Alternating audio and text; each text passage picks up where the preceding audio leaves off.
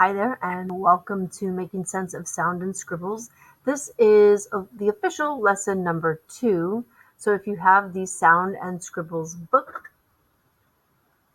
that's this one right here. So if you have this, you'll notice, you'll have all of the pages that I'm talking about that are in here.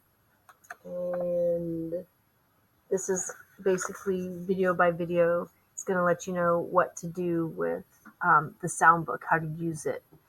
This is a general, this video is not intended to be used with your class. I will put a link to the presentation in the comments section in the video so that you can take it one slide a day, a couple slides a day, whatever your schedule allows you to. I just would like to respect you secondary teachers who likely were not literacy trained or literacy experts. That's something that it's considered more elementary school. But we all know that we have kids who are teenagers needing help with their literacy. And then where is the time to do that? And this is a way that you can incorporate some of the literacy elements for your high school students. Let's get started here. So this is lesson 2 with the short sound of A and the long sound of A. Oh, I heard my my printer off in the background. Okay, the first thing that I like to do is introduce the idea that there are 2 kinds of letters, and I think I talked about that in lesson number 1. There are consonants and there are vowels. Most of my high school students do not know what consonants and vowels are, so I have to teach that. There are fun ways that you can do that, and I just really encourage you to be creative. Your teenage students will pick things up much faster than a than a 5 or 6 or 7-year-old. Okay, so I teach them that CVC words are a consonant and a vowel and a consonant, and these words generally have a short vowel sound. So in the sound card here, and I go by sound cards, it's not by pages. So in this sound card right here, the C stands for the consonant, right? And the V stands for the vowel. So in a word like cat is a CVC word. We have a consonant C, a vowel A, and a consonant T. So you can work this any way you want, but it's really important to start using terms like consonant, vowel, and I like to use the word a CVC word, and there's other combinations that I like to use, and that helps kids make connections to words that are unknown to them. It gives them a pattern to go off of.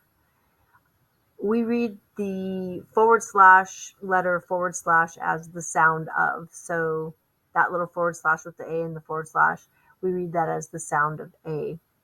/ are indicating that we are talking about the sound and not the letter name. So the A, right, reads as the sound of A. The upside down curve over a vowel means that it's short, and the dash over a vowel means that it's long. Most kids don't know those symbols. So it's really important to work those in any way that you can. And I understand that in an English classroom, or even if you have a reading class like I do, I'm very fortunate to do that. It's still not enough time. And that's really why I developed this sound book, so that there was a way to cover all the bases and as many bases as possible that my students have missed in the last 8 years, 9 years of their education. Before I go on, there was a really popular TikTok where a young teacher was talking about how the students were reading in the 4th grade level that they were reading the 4th grade level at the 4th grade when the kids were in middle school. And I had a commentary back to that. It's like, by the time they're in 7th or 8th grade, it's not that they were reading at 4th grade level in 4th grade. It has literally taken them all these years to be 7th or 8th grade to get to what we would consider a 4th grade level. So they've never been on grade level. There's no such thing as they hit grade level at 4th grade and then just stopped learning how to read after that. They've been struggling readers. And as you already know, as a secondary teacher, that those students who come into your classroom as struggling readers have been struggling for a long time. So that's what the sound book is about. That's what these lessons are about, is a way to help your students in the short time that we have them and what's available to us.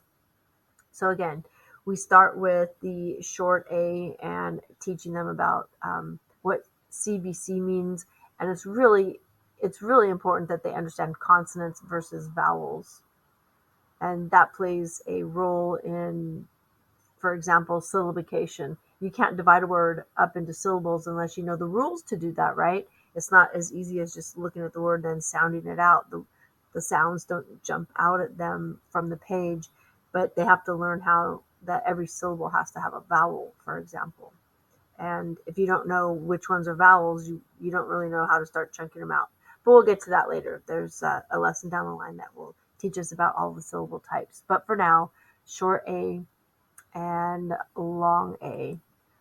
The first sound card is the short sound of A. So you can see that the little swoop is over the A. So we have the short sound of A, and that short sound of A is ah. So CVC words with the short sound of A, and here's a list. And encourage the kids to, where'd my sound book go? Encourage the kids to write the words that you put up on the slide on their corresponding sound book right here. So have them write down any notes that you have right there. And other words that have the short sound of A, they can write those on there as well.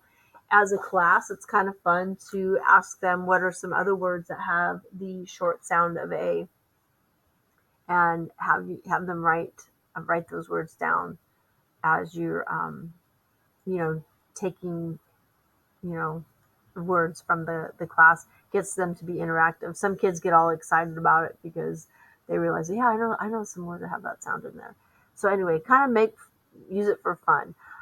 I would suggest that if you do have some really some struggling readers, that if you do decide to give spelling tests, which I would encourage, have them be based on the words that are grouped around the sounds and the sound cards, the words that are on these actual slides, and then maybe include some of the words that you guys come up with as a class, and hold them accountable for those. And always think about like sounds and then the corresponding letters that are representing those sounds.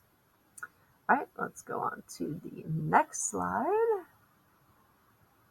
Long A. This is really interesting. You can see all the sound cards that are over there on the side. Those are all of the sound cards that represent the long A sound.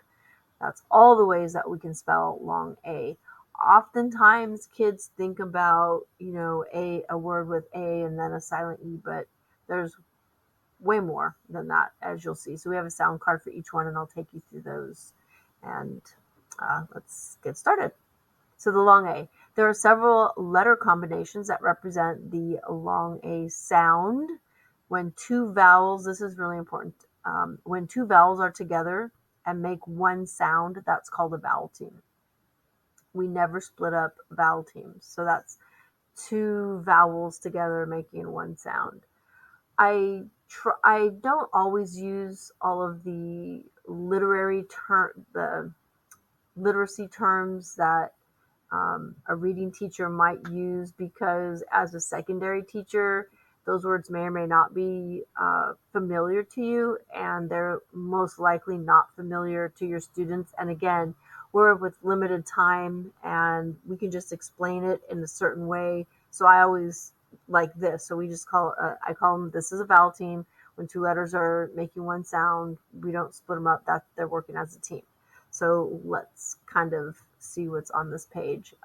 EA, EI, AY, EY, these are vowel teams because they all represent the long sound of A. So again, I'm reading that, the / with the long sound of A.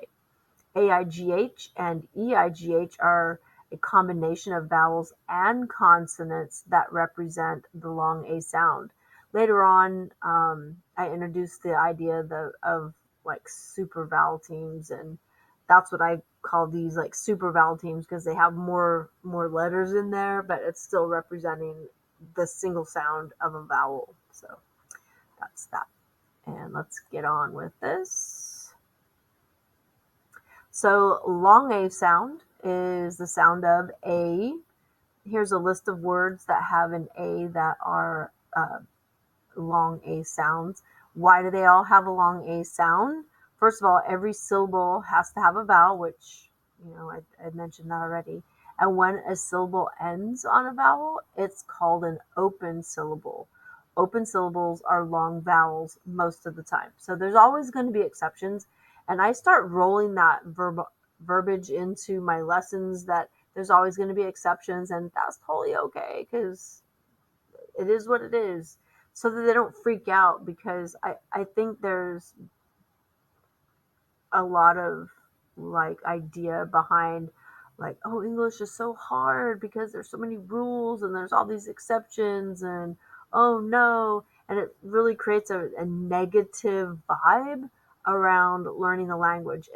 And part of what our job is at the secondary level is to really dispense with and try to get rid of that negative vibe, because the real negative vibe is if they're 17 or 18 years old and they still can't read at what an age appropriate level would be, because all their doors, right, are just going to close on them.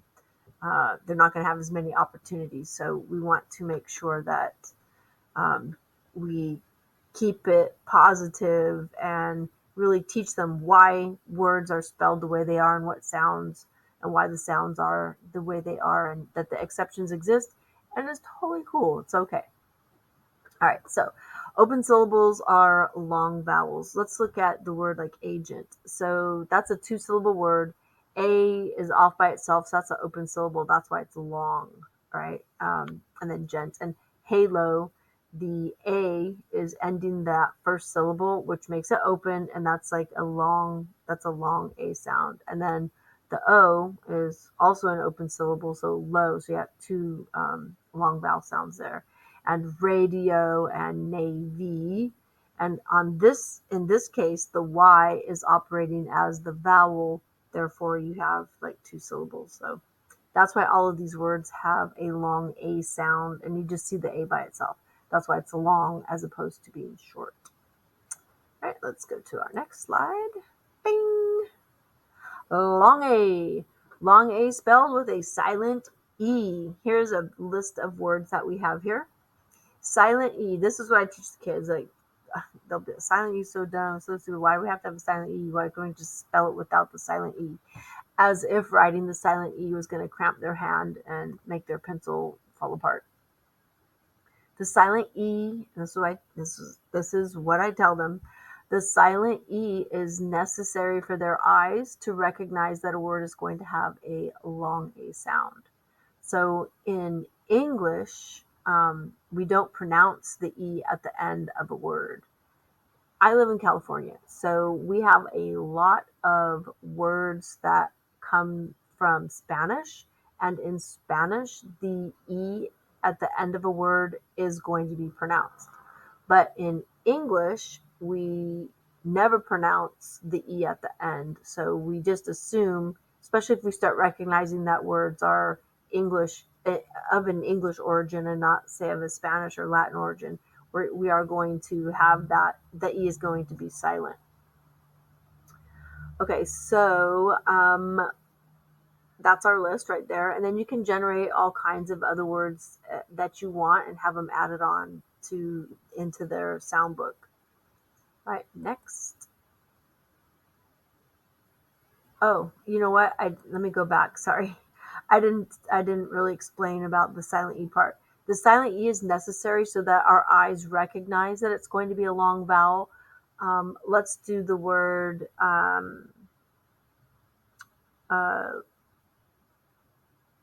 let's do the word rate. So when I say the word rate, you hear the word, you don't have to worry about, you're not worried about the spelling of it. You hear it rate.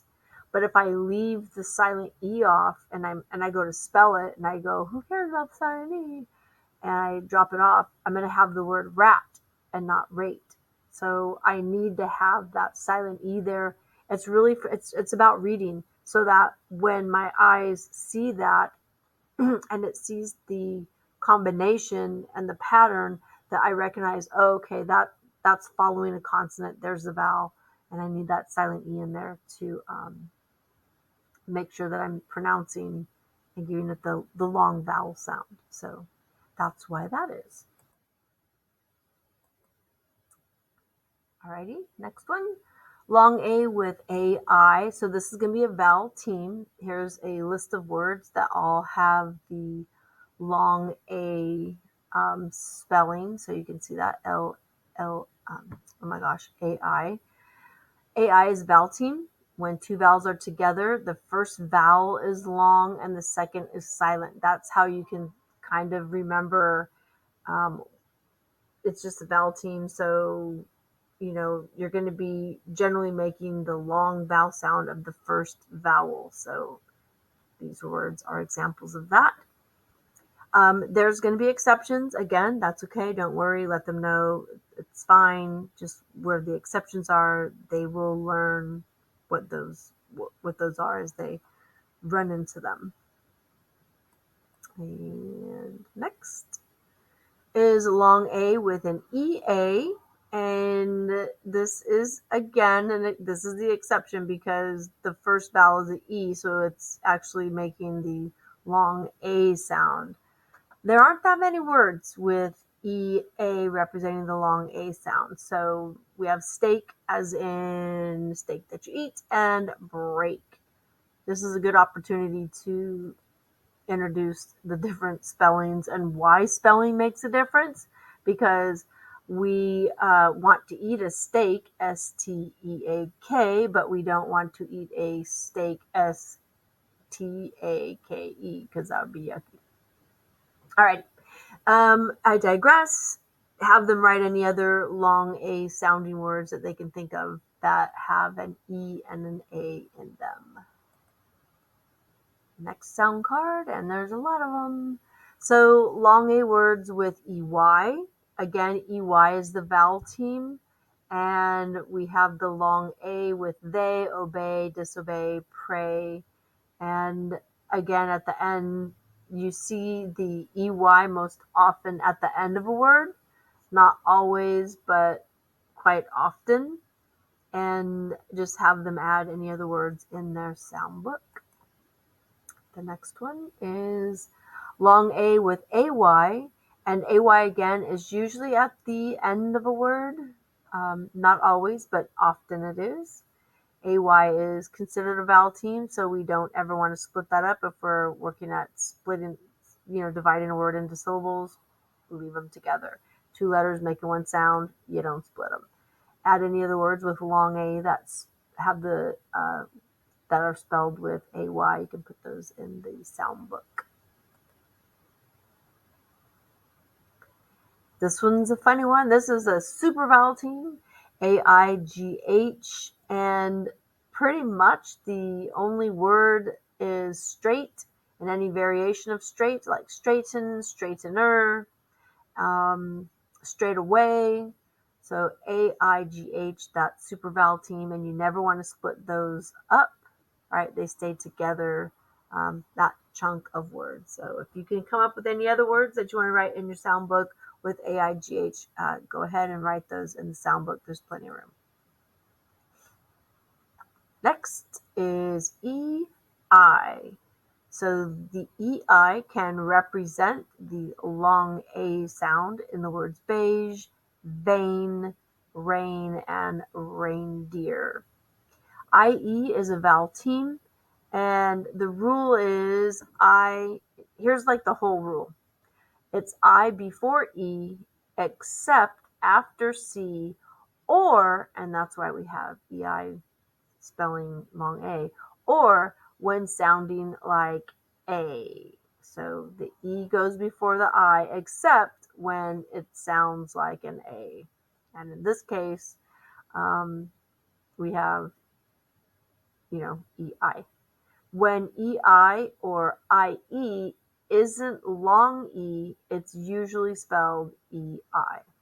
So there's a lot going on there. You can unpack that as slowly as you want. This might be a sound card you do, one a day. It's up to you because you are the professional, and I know that you know what your class can digest and you know what they're ready for. Again, these are just the sound cards so that we are covering all the bases that kids may or may not have missed. Next sound card is long A spelled with E-I-G-H. They're going to see this one a lot, especially in math, with words like 8 and 18. E-I-G-H is a super vowel team, and it follows that same rule, I before E except after C, or when sounding like a long A, sounds like long A. When EI or IE are not the long E sound, it's usually spelled EI. Again, they can write any other words they can think of in their sound book. So that's the end of the long A slides. And what's up next in the next lesson is going to be covering the sound cards and what you can do with those with B, C, and D. All right. This is Miss Keller signing off for Making Sense of Sound and Scribbles. Hope this was helpful. I will put a link to this slideshow as I made them in Canva. So I will put a link to this slideshow in the comment section. And if you should be able to just click that link and use that slideshow. So let me know in the comments after that if you have any problems accessing that. But anyway, that's it for the lesson number 2 on making sense of sound and scribbles. I'll see you next time.